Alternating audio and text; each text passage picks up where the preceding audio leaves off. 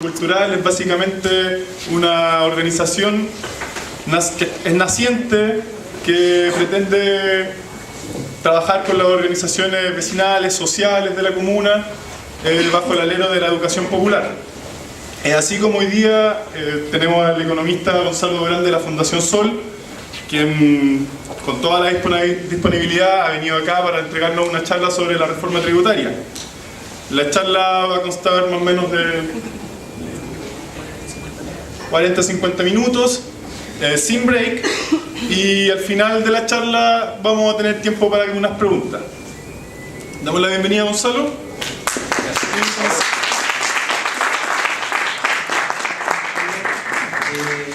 Bueno, muchas gracias por estar acá. Vamos a hoy día a revisar temas tributarios respecto a la famosa reforma tributaria. Entonces, tratando de hacerle honor precisamente al nombre del Centro Cultural, voy a tratar de explicar de una manera bastante didáctica, espero que resulte. Este tema tributario en general es bastante complejo, tiene un montón de siglas, es bastante técnico, y muchas veces eso mismo genera de que la discusión quede encapsulada en manos o en las mentes, ¿no es cierto?, de las personas que manejan esta información, y por lo tanto la discusión se cierra, no se socializa, y sin duda que el tema tributario son consideraciones que tienen mucho que ver efectivamente con el rol de lo público, ¿ya? Con el espacio, por ejemplo, de lo que son los derechos en Chile. Así que vamos a tratar de iniciar la presentación revisando algunos conceptos. Unos conceptos que sin duda se necesitan para entender el análisis tributario. Entonces, en primer lugar, como aspectos de motivación, solamente deslizar algunas imágenes respecto a la desigualdad, y si es que verdaderamente estamos todos de acuerdo en que importa preocuparse por la desigualdad, ¿cierto? Nosotros como Fundación Sol, y me imagino que la mayoría de ustedes acá sí les importa preocuparse por la desigualdad como tema que ojalá hay que disminuir, ojalá tratar de erradicar y avanzar hacia una sociedad que sea más igualitaria.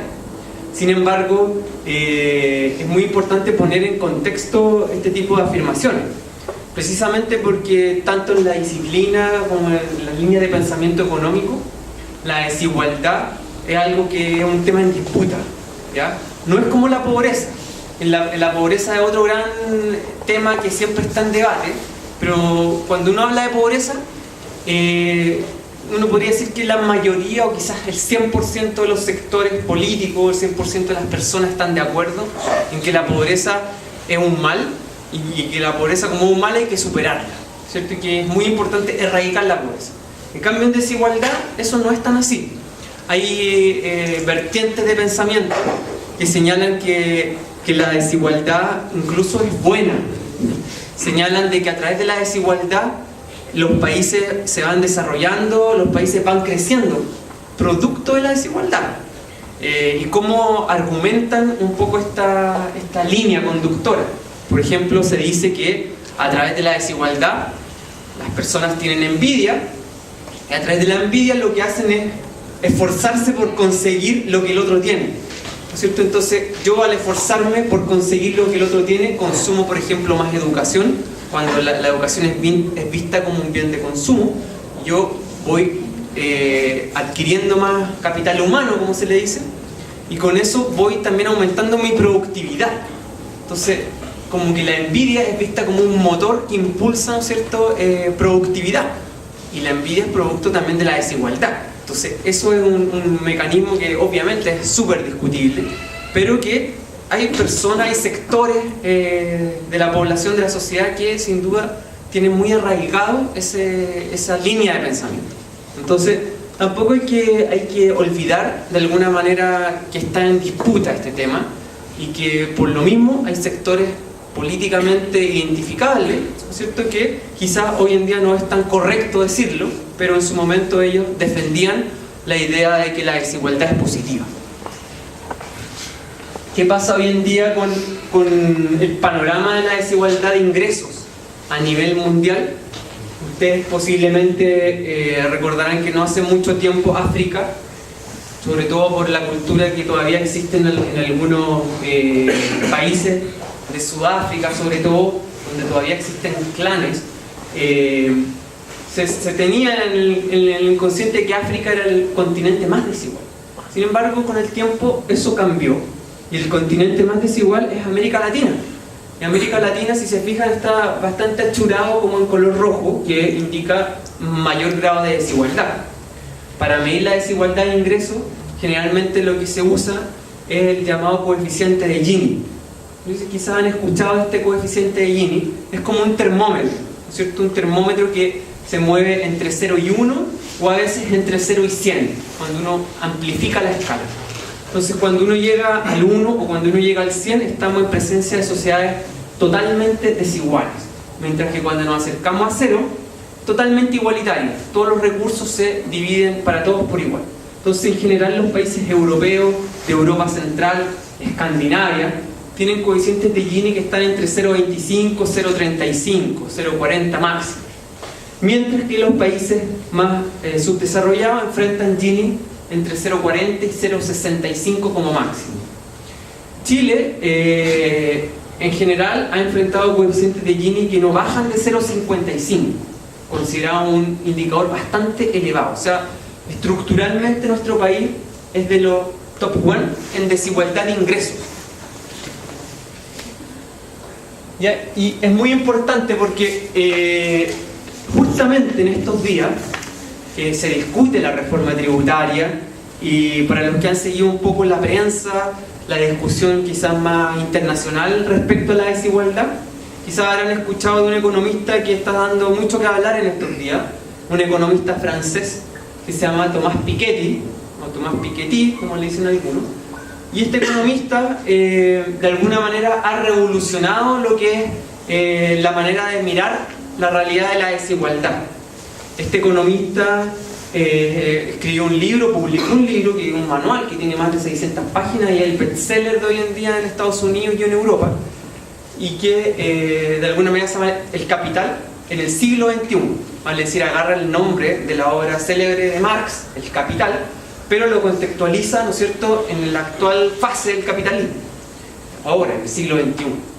Y él lo que hace es, con un análisis bastante pulcro, de alguna manera diagnosticar cuál es el grado de concentración económica que existe en manos del 1% más rico en los países de ingreso alto. Entonces él dice, mira, ¿sabes que en Estados Unidos el 1% más rico acumula el 19,6% de los ingresos totales de Estados Unidos? O sea, el 1% se queda casi con el 20% de los ingresos de Estados Unidos. Es mucho. Y así hace el mismo ejercicio con una serie de países. Entonces, por ejemplo, acá tenemos Estados Unidos, y él menciona la evolución.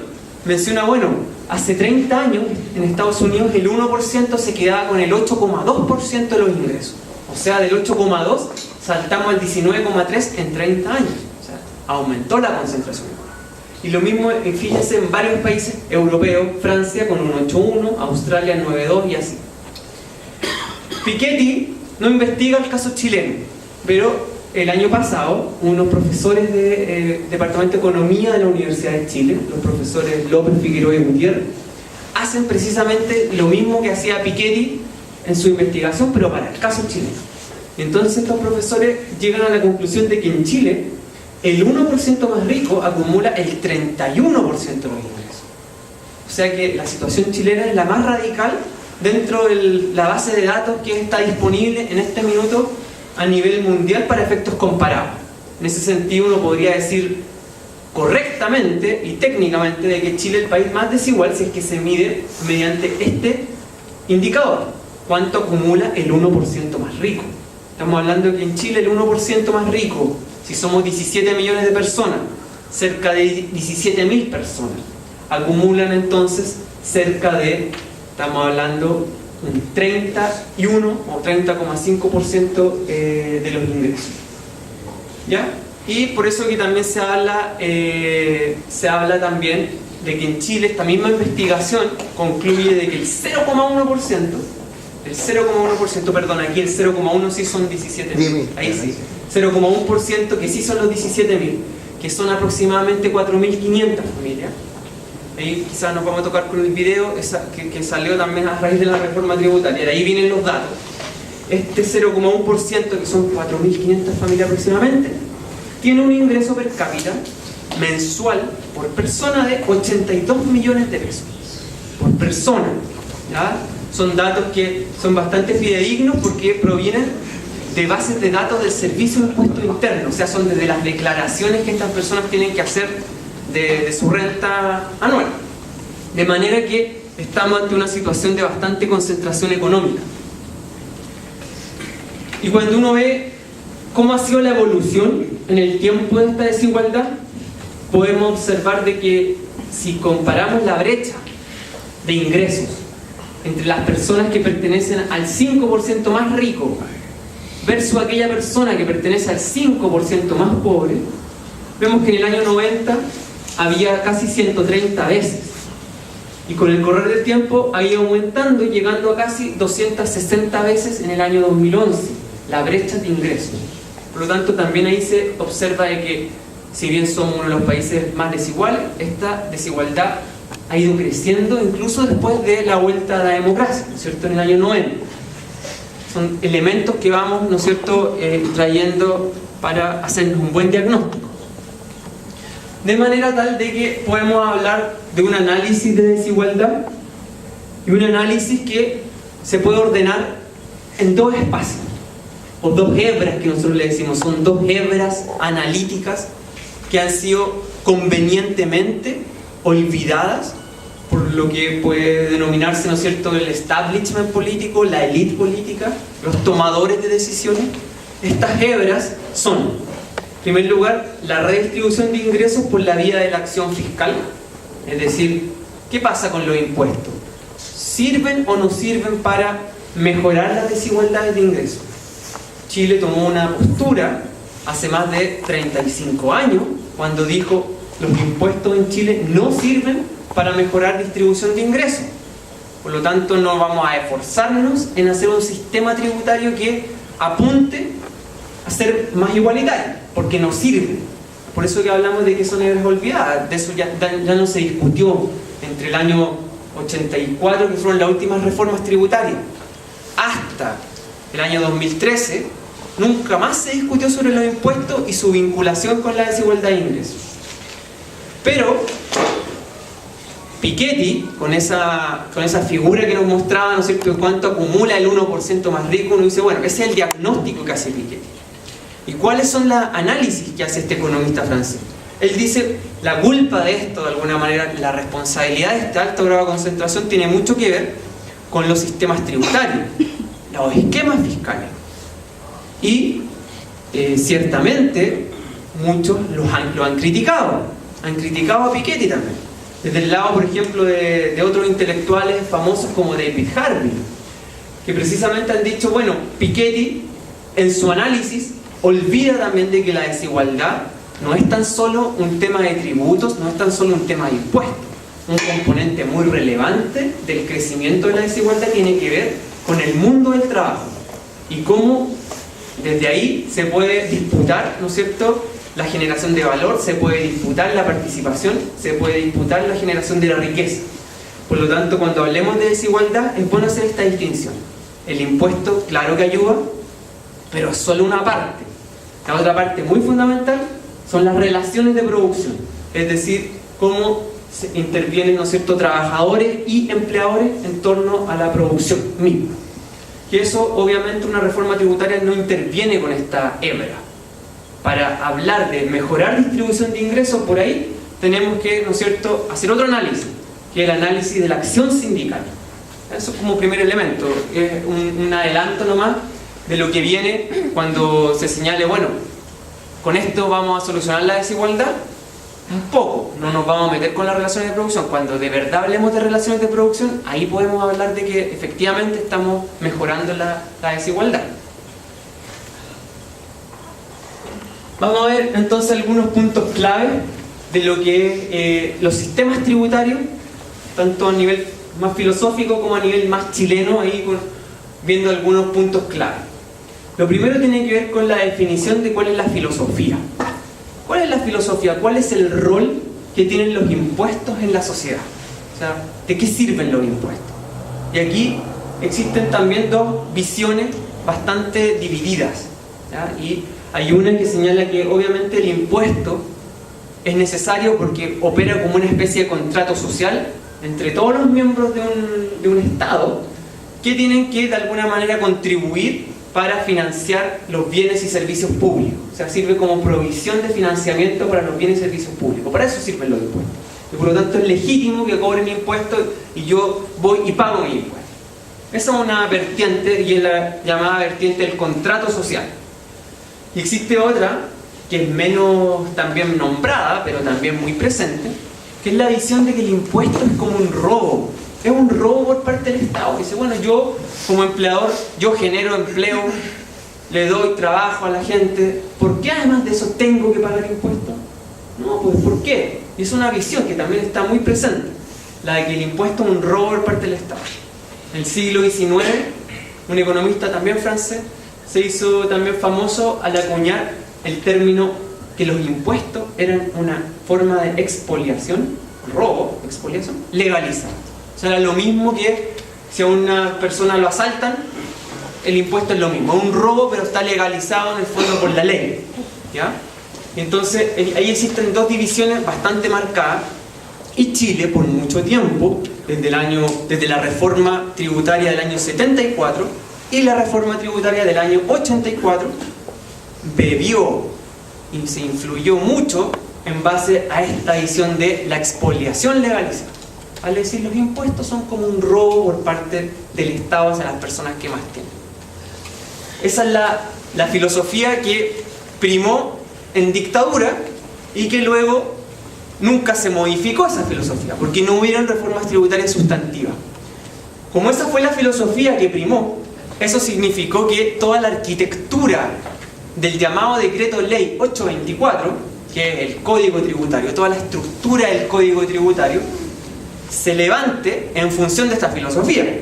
O sea, cuando tú levantas un cuerpo legal en función de esa filosofía, lo que vas a hacer es generar una serie de dispositivos de manera tal de que las personas paguen lo mínimo en impuestos o existan mecanismos para eludir el impuesto sin infringir la ley y existan distintas llamadas puertas traseras donde uno puede por ahí escaparse sin pagar impuestos. Entonces eso también está muy presente en el caso chileno. Esta es una discusión obviamente que se da en muchas sociedades. De hecho, sin ir más lejos, en Estados Unidos también se dio, al punto de que los tribunales decretaron en el año pasado una frase muy famosa que fue, bueno, los impuestos son lo que pagamos por tener una sociedad civilizada. Y eso lo grabaron allá en el edificio de Servicio de Impuestos Internos. Y queda grabado eso, para zanjar ahí la discusión. Y aquí vamos a ir con algunos conceptos bastante básicos, pero para que entendamos el fenómeno en su magnitud. Los impuestos, y esto que vemos acá, es la llamada estructura tributaria. Estructura tributaria. Entonces los impuestos pueden provenir de dos fuentes: impuestos directos e impuestos indirectos. Entonces el impuesto directo es aquel que afecta directamente a las rentas de todos nosotros, ya sean rentas del trabajo, porque ganamos mucho sueldo y tenemos que pagar impuestos por nuestras rentas del trabajo, o ya sean rentas del capital. Somos accionistas y por esas ganancias en las acciones tenemos que pagar impuestos, o somos empresarios y tenemos que pagar impuestos por las rentas de la empresa. Esos son los impuestos llamados directos. Mientras que también otra manera de recaudar son los impuestos indirectos. ¿Cuáles son aquellos que son indirectos? Los que gravan el consumo. Por ejemplo, el impuesto al valor agregado o el IVA. Todos pagan un 19% cuando compramos cualquier bien, ¿no es cierto?, o servicio. Y también ahí en los impuestos indirectos están otros específicos, ¿cierto? Impuesto al combustible, impuesto al alcohol, al tabaco, impuesto específico de diverso tipo. Entonces, las sociedades tienen que decidir ¿a dónde cargamos la mano? ¿A los impuestos directos o al impuesto indirecto? ¿Qué hacemos?